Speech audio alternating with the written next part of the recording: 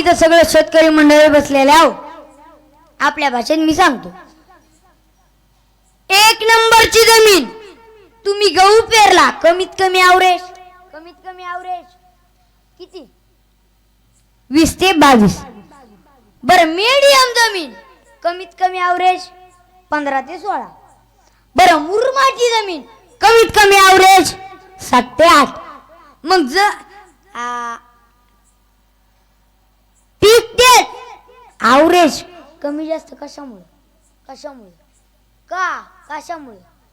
याला कारणीभूत जमीन. मग लेकरं तेच, कोणी डॉक्टर व्हायले, कोणी कलेक्टर व्हायले, कोणी वकील व्हायले, कोणी महाराज व्हायले, कोणी मृदंग वाजवायले, कोणी गायन करले, कोणी